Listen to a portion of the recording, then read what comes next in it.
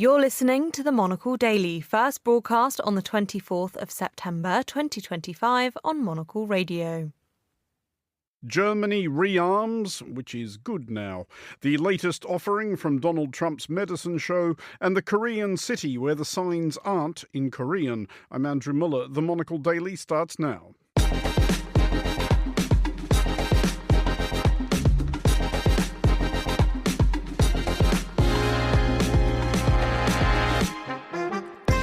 Hello and welcome to the Monocle Daily, coming to you from our studios here at Midori House in London. I'm Andrew Muller. My guests Elizabeth Braw and Rainbow Murray will discuss the day's big stories, and we'll be at the Slow Food Festival in Piedmont to discover what a friend we have in cheeses. Stay tuned, all that and more coming up right here on the Monocle Daily.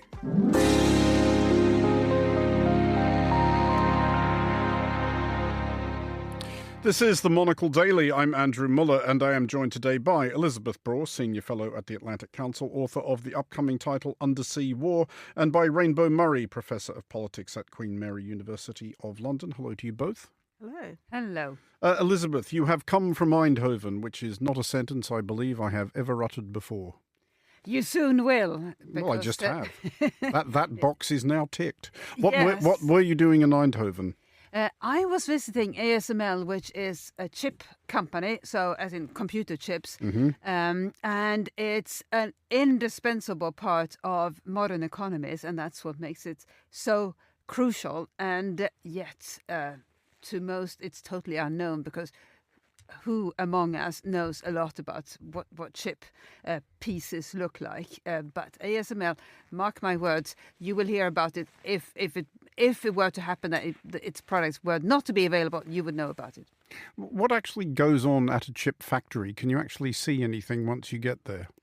Well, so the way chips are manufactured is that it's like a space age sort of arrangement. And by the way, the factories are very expensive to build, which is why there are so few of them.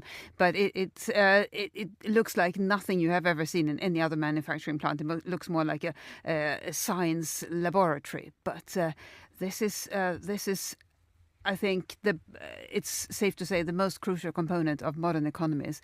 And we have a European company. See, I was wondering, because speaking as somebody with no practical skills whatsoever, it may be why I find factories so mesmerising. But in the recent edition of the Entrepreneurs, our annual supplement, which I think is still on the newsstand near you, I did go to the Bic factory near France, where they make almost all the Bic pens in Europe. And it is kind of weird to watch the material go in at one end and thousands of pens just come spewing almost literally out of the other.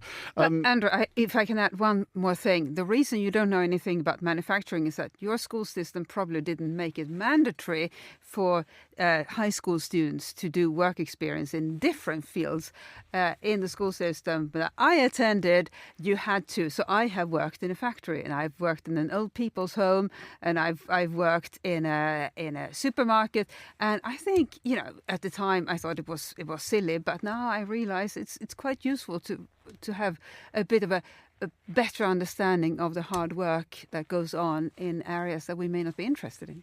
Rainbow, pivoting seamlessly on the subject of career changes. You are witness to one in your household at the moment, apparently. I am. I am currently supporting someone who is going through a midlife career change, 20 years in academia, and decided to do something different, which ironically enough involved going back to university, but as a student rather than a lecturer, which is an eye-opening experience to be on the other side of the lectern.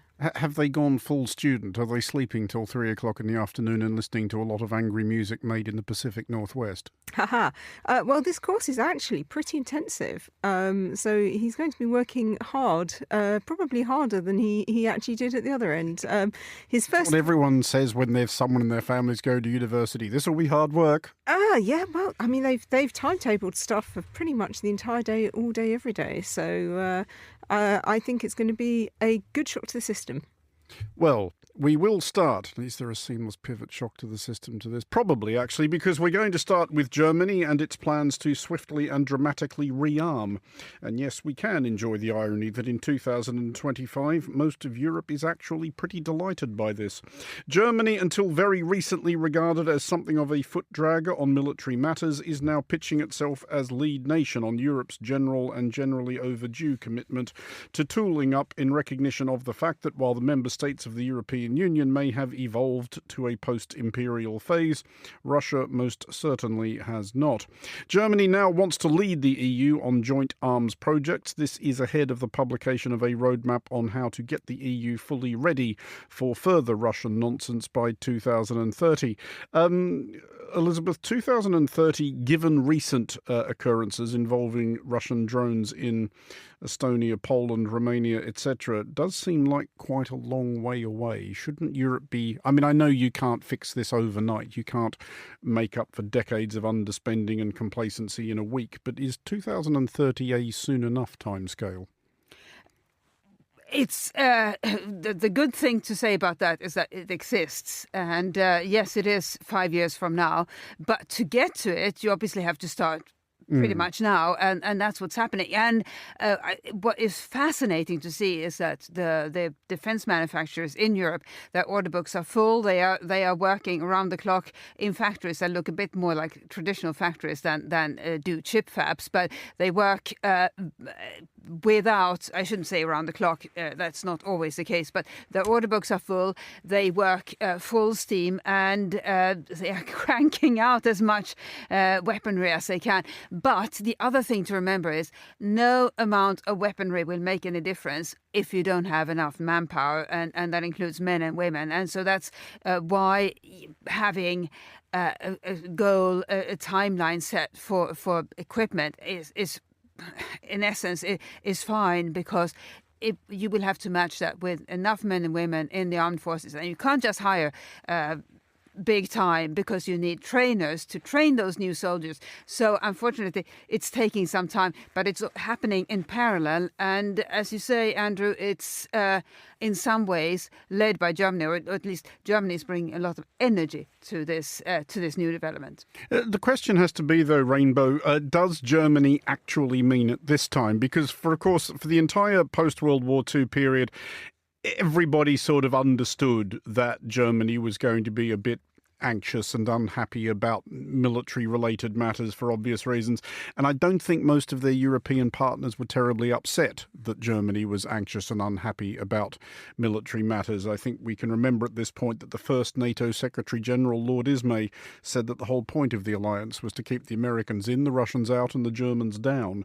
But after Russia invaded Ukraine in 2022, we did hear from then Chancellor Olaf Scholz that, things have changed, Germany must change. And then there was a certain amount of, but are we really going to do that? So do we think this new government is actually more serious? Yes, I think it is. I mean, there's two things to bear in mind when we hear that Germany are rearming.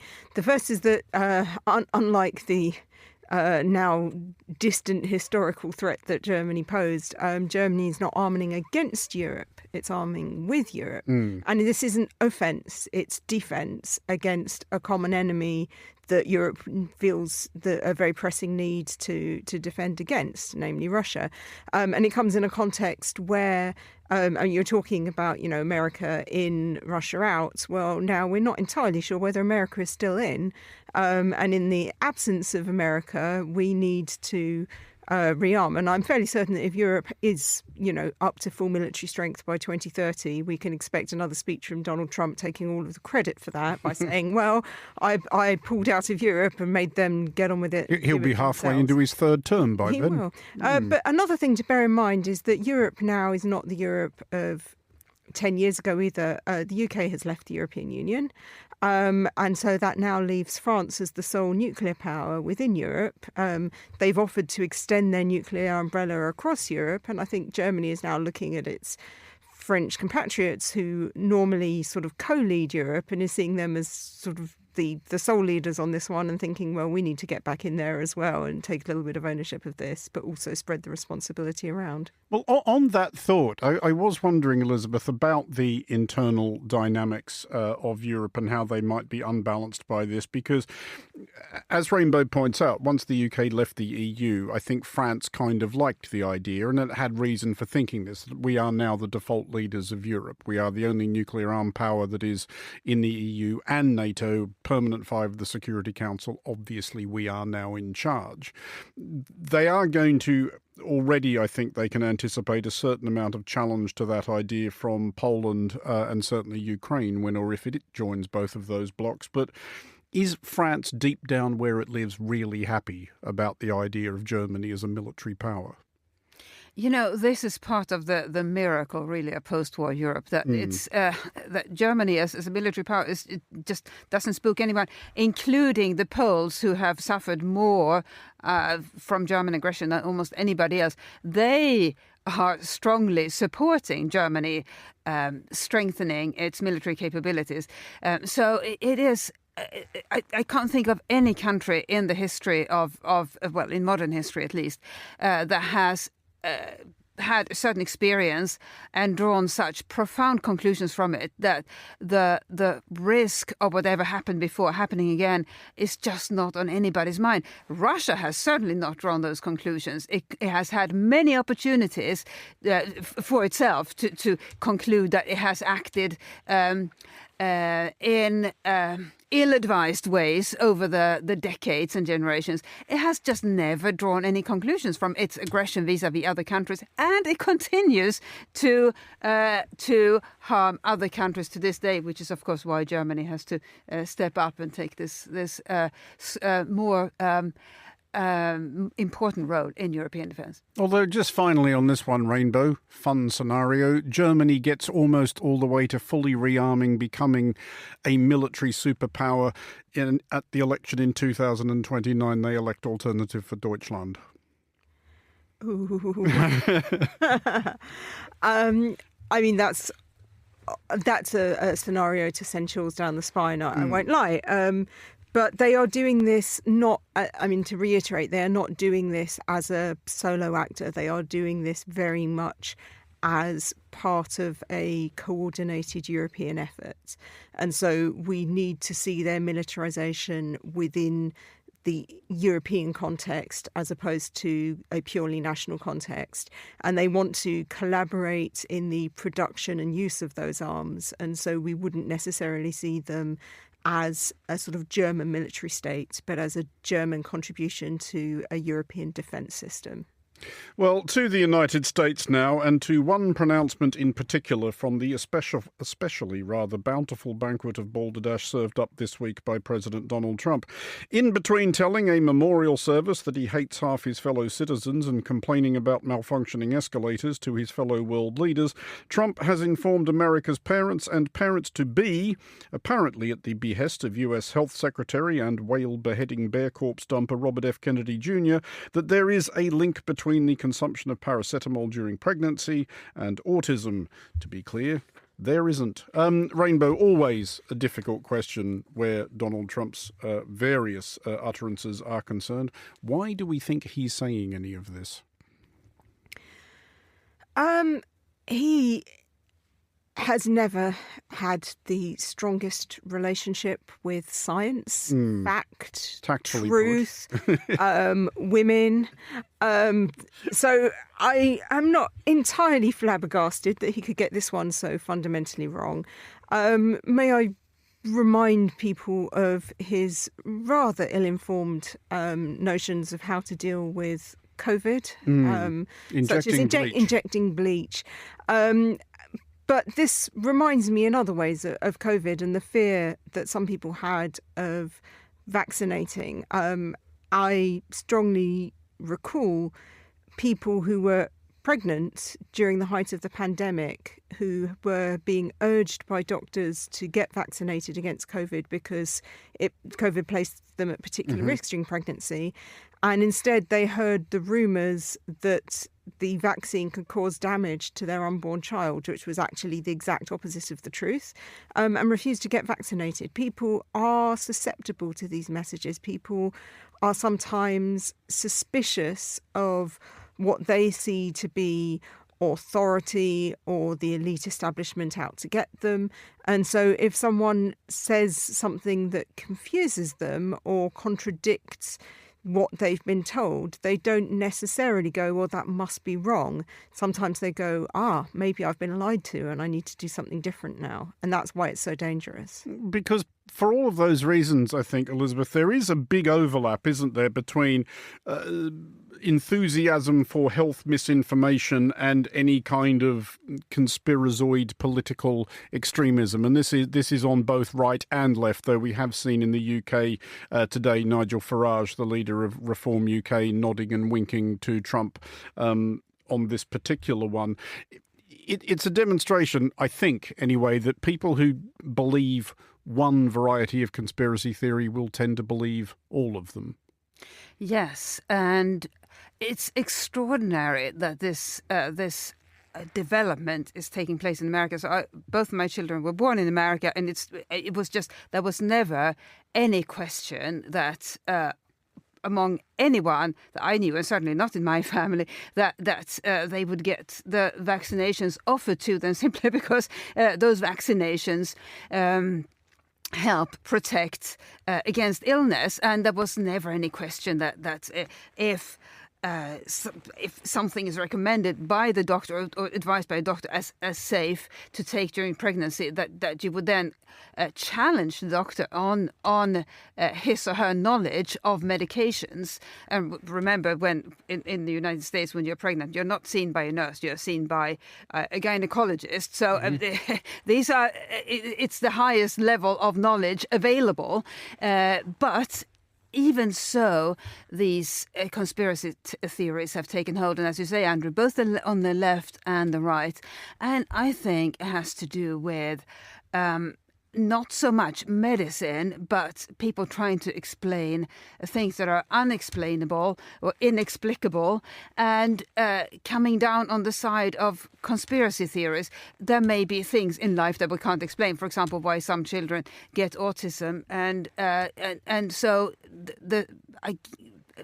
to many people it seems like a reasonable conclusion to then say, well, the science must be wrong, rather than there are just things we don't that can't be explained. And that is a worrisome thing, because if that is your answer, how many other truths are you then willing to challenge? Rainbow, you mentioned earlier Donald Trump's suggestion during the COVID epidemic that people could help themselves by injecting bleach. And that did necessitate, in the 21st century, serious authorities in the United States feeling it necessary to issue statements saying, don't inject bleach, it's really quite bad for you. Is it unreasonable for anyone to feel, how to put it, an absence of sympathy for anybody who pays any attention to the pronouncements of Donald Trump or indeed Robert F. Kennedy Jr. And makes medical decisions accordingly? I don't think you can say an absence of sympathy for things that affect children, because even if we question the judgment of parents, it's the children that sometimes pay the price. And we have seen since Robert F. Kennedy has been blasting out these anti-vaccination messages that some parents have stopped vaccinating their children, and we are actually starting to see children die of curable diseases or preventable, I should say, diseases such as measles. And clearly the parents have made a mistake of judgment, but it's the child that pays the price. And that's pretty devastating. I also think we need to ask ourselves what has led people to be so distrusting of the society in which they grew up that they are willing to reject established medical knowledge.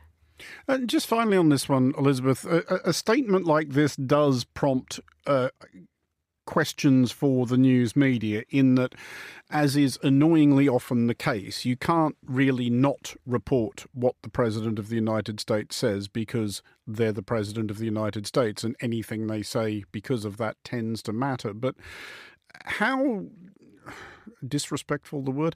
How can this be framed? Do you just print headlines saying President Trump spouts loads of mad drivel about vaccines, autism, Tylenol, paracetamol, injecting bleach, don't listen to him, he's insane? Or do you try to tiptoe around it and sort of ask those questions like, well, is there anything in it?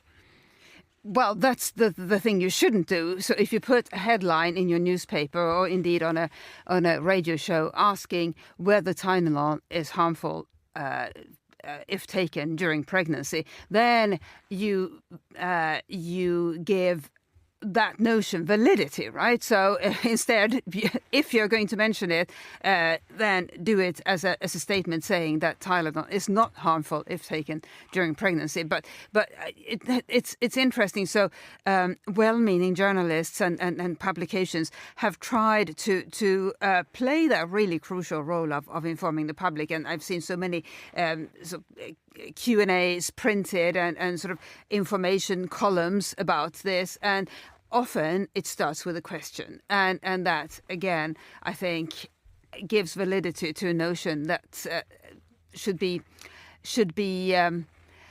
corrected as often as possible. Well, moving on to a suggestion that perhaps the devolution of 21st century humanity into a somnolent legion of screen-dazed troglodytes isn't all bad. New research by Boffins at Oxford Economics has concluded that British content creators at large on YouTube contributed 2.2 billion quid to the UK economy last year and supported 45,000 jobs.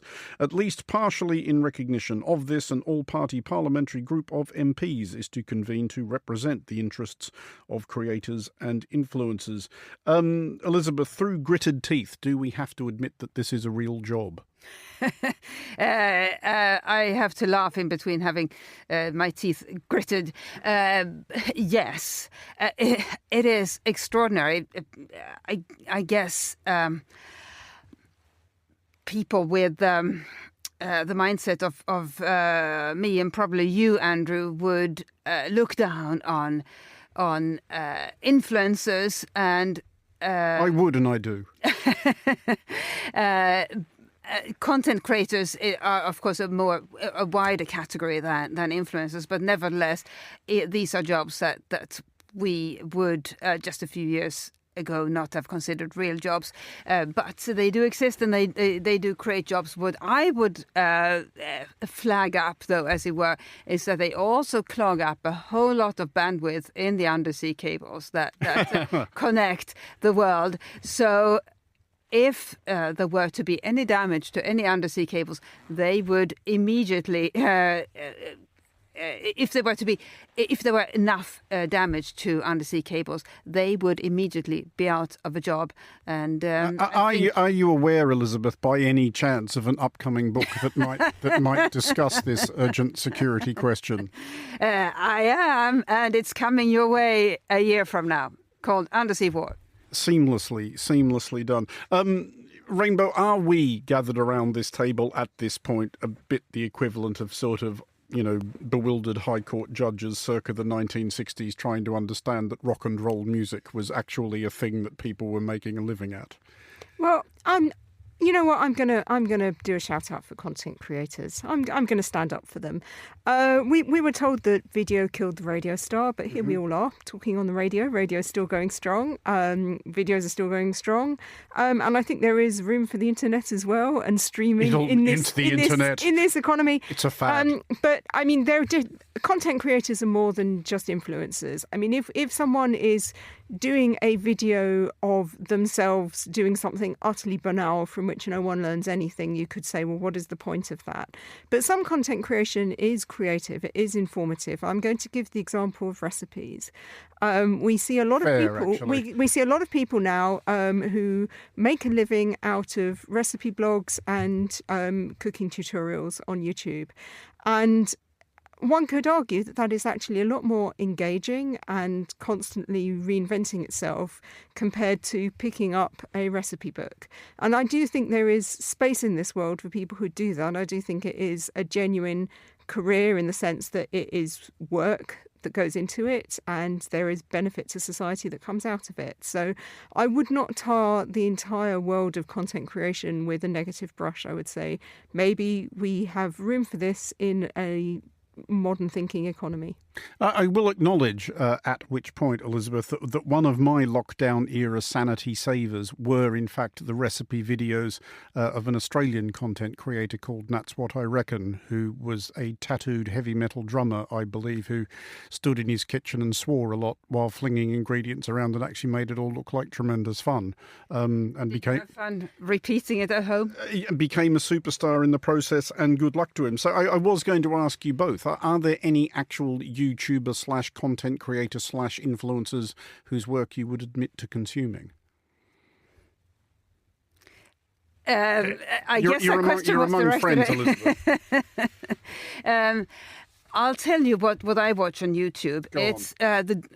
This will sound terribly elitist, but it's the documentary I think that ship has sailed. by Arte, which is a French-German public service television channel, and they do make the best documentaries in French and German. So if anyone out there speaks French or German, that's what to watch on YouTube. But if I can add another aspect to the issue of work creation resulting from this, I think what we will see, given the labour market for young people, young graduates and others, we'll see more of them turning to online content creation as a way of having something meaningful to do while applying for work, for jobs. And that is a long process these days. And if they don't get a job they like or any job, they may find that they actually can conduct gainful employment, creating content on the internet, and more power to them. Well, see, Rainbow, finally on this, I mostly use YouTube for the purpose that I'm sure God intended, which is looking up highlights of decades-old Australian rules football games. But do you have any particular YouTube content creators of which you are a fan and whose works you would like to encourage others towards? I'm probably more a user of other media than YouTube, if I'm perfectly honest. But I would definitely say recipes and also comedy. And it's not just YouTube as well. I think TikTok is where a lot of good comedy is at.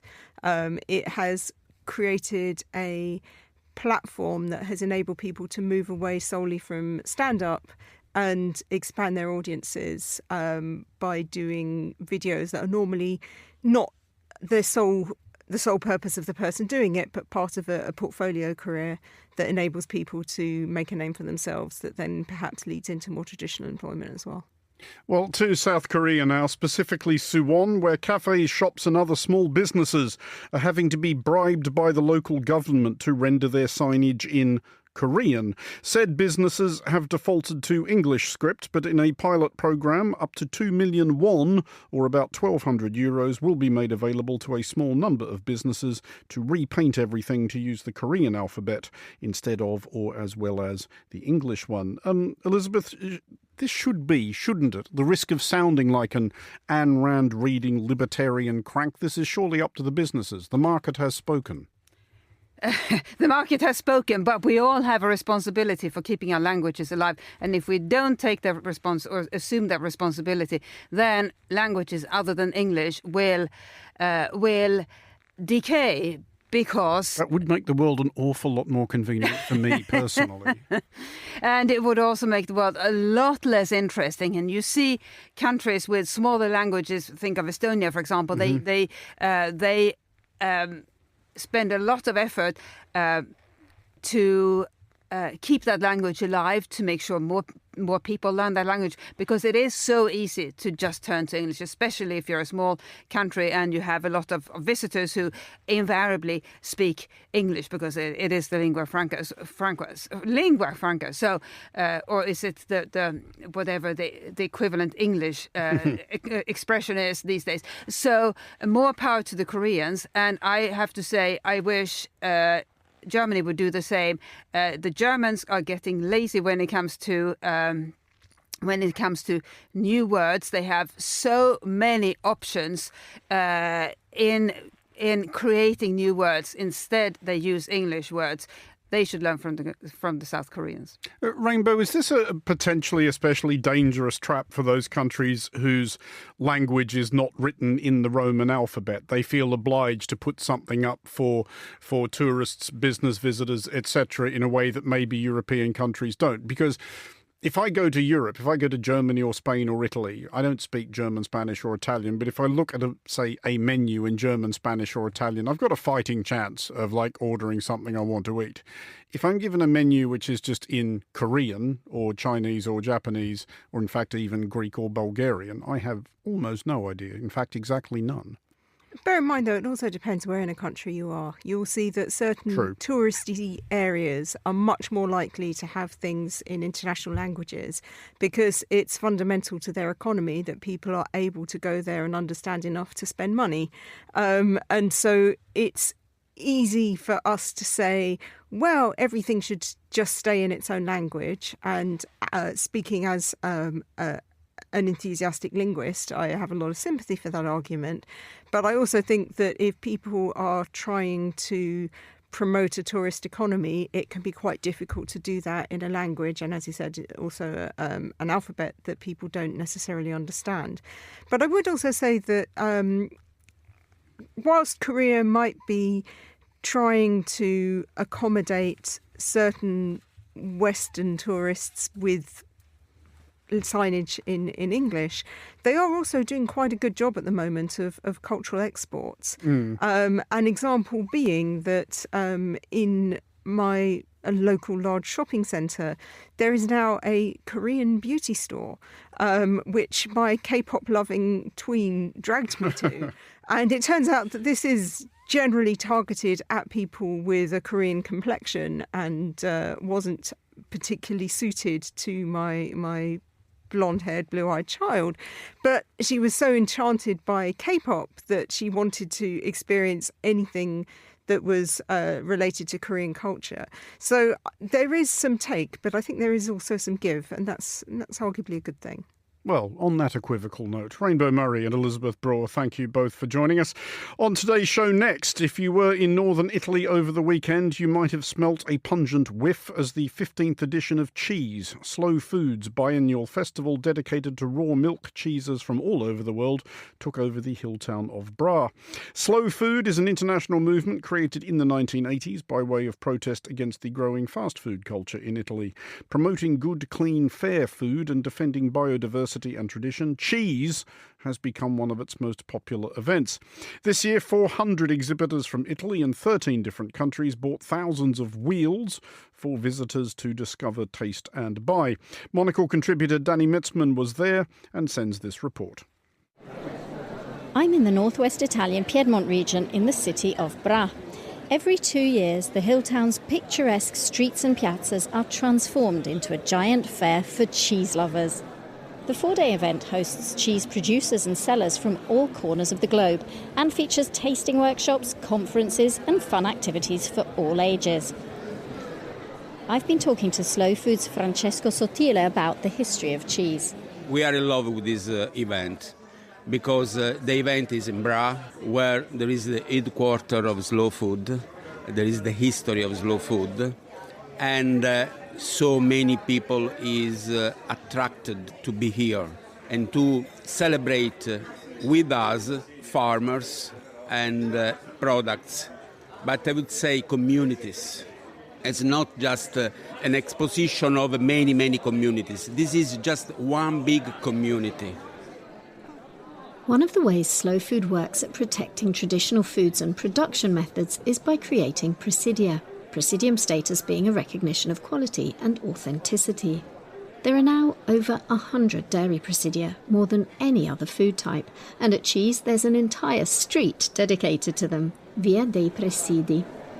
That's where I found the artisanal Somerset cheddar stand.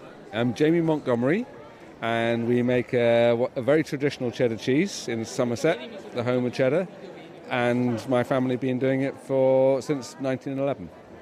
When they were looking for their first round of international non-Italian Presidia, the concept of 100 years ago there were 400 cheesemakers in Somerset making cheddar, and then we were 3.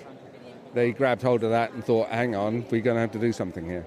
The amount of people here today swarming around your stand to taste real cheddar. It is relentless on the stand, and it's brilliant. It's just, as soon as someone leaves, there's someone in that place. It's great, fantastic. On the stand with Jamie is Morgan Trethowan, who's been making pitchfork cheddar since 2017. Oh, it's been going great, and it's really, really good to be part of the Cheddar Presidio with Westcombe and Montgomery's. And I like the fact that us cheddar makers come together to work together at the event. It's interesting for us, but it's interesting for the public to try all these different cheeses that are of the same age but can taste so different. So the ones that we've been tasting today? They're all 15 months. We made that decision to bring the same age cheese to give people that comparison then to see how different it can be. And then it's interesting to see how cheddar is viewed by the rest of the world. So, how is it viewed in your opinion? Well, I mean, everybody knows it, so that's great. And people want to try it, and then we can teach them more about it. Just a few stands along is a brand new Austrian Presidium, which Dorothea Ertel's been telling me about. The Gailtaler Almkäse. Gailtal is the valley where we live. Alm is the mountain. Käse is cheese. It's produced high up in the Alps by just 13 producers who each have a mountain hut where they make it on site during the summer months from the milk of around 400 cows. Local breeds which graze exclusively on the alpine grasses and flowers which give the cheese its unique flavours. The Presidio is for us special because people now around the world, they will know us. They maybe will come sometimes to our hut, and then we have our good cheese with the good quality, and they will taste it and can taste it here at Bra, and maybe that we can get a network, and maybe we can sell the cheese to Italy or to England or to, I don't know. And we also want to show what it means to live in a mountain, to work with the cows, with the nature. But there aren't just producers here at Cheese. There's also a whole area dedicated to those who mature it. We're in the affinage alley, affineur alley, and that was a concept to bring all the affineurs together to highlight what the affineurs do as opposed to the producers or the wholesalers, but specifically those who are maturing cheeses. Sarah Stewart's the managing director of Neal's Yard Dairy in London. It's really great for us as affineurs to see other affineurs, and there's a lot of synergy from that. And I think for a consumer, the customer who's come to buy cheese, it's nice for them to walk by and sort of see what different things are doing. And also for us as with our trade customers, they can walk down a road and see, lots of people that they're buying from. So, yeah, it's a great place to meet a lot of people. Sarah's been coming to Cheese for over 20 years and believes Slow Food's decision to focus exclusively on raw milk cheeses was the right one. The flavour that you get from the cheese is really incredible. You can make incredible cheese with pasteurised milk, but probably the best cheese ever will be raw milk. And there really is a threat to raw milk cheese continuing to be produced, and for Slow Food to really back that and put a sort of a line in the sand as to this is what we feel is important is super important for us. And also, taking that choice away from the individual seems very unfair. So having a festival that highlights the value of raw milk is pretty incredible.